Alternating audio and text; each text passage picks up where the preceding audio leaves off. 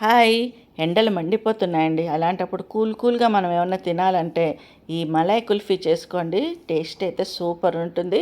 సింపుల్గా కూడా చేసేసుకోవచ్చు. దీనికోసము ఒక బౌల్లోకి పూల్ మఖానా వేసుకోవాలి కొన్ని. అలాగనే కొన్ని జీడిపప్పులు, కొన్ని బాదం పప్పులు కూడా వేసుకొని వేడి పాలు వేసేస్తే తొందరగా నానిపోతాయి. ఒక 1 అవర్ చాలండి. మొత్తం అంతా మిక్స్ చేసుకొని మూత పెట్టేసి పక్కన పెట్టేసేస్తే తర్వాత చూడండి 1 అవర్ తర్వాత చక్కగా నానిపోయినాయి అన్నీ.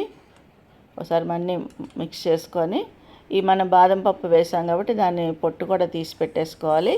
ఈ మొత్తం అన్నీ కలిపి పాలతో సహా మిక్సీ జార్లో వేసుకొని మెత్తగా పేస్ట్ చేసుకోవాలి. చూస్తున్నారు కదా, ఇంత స్మూత్గా ఉండాలి. ఇది పక్కన పెట్టేసుకొని స్టవ్ మీద ఒక మందపాటి కళాయి పెట్టుకొని అందులోకి ఫుల్ ఫ్యాట్ మిల్క్ 1/2 లీటర్ వేసేసి ఒక 5 మినిట్స్ మరగాలండి ఇది.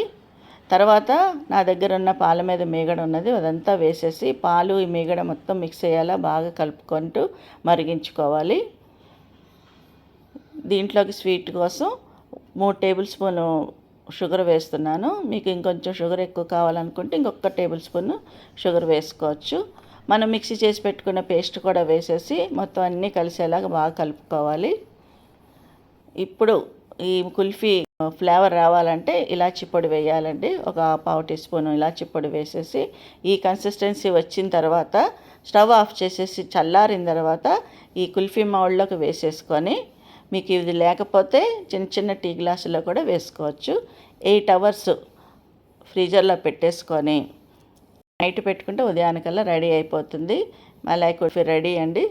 ఇప్పుడు వాటర్ కింద 10 సెకండ్స్ పెట్టుకుంటే చాలు, ఈజీగా వచ్చేస్తాయి మౌల్డ్లోంచి. చూస్తున్నారుగా ఎంత బాగా వచ్చినాయి కుల్ఫీ. మనం ఇంట్లో ఇలాగా మనం చేసుకుని తింటే చాలా హ్యాపీగా ఉంటుంది. బయట నుంచి కొనుక్కొని తెచ్చుకునే దానికన్నా ఇలా చేసి మీ ఫ్యామిలీ మెంబర్స్కి పెట్టండి. వాళ్ళు హ్యాపీ, మీకు హ్యాపీ. ఇట్లాగా బాదం పప్పుతో కానీ పిస్తా పప్పుతో కానీ గార్నిష్ చేసుకుంటే టేస్ట్ అయితే సూపర్గా ఉంటుంది. తప్పకుండా మీరు ట్రై చేయండి.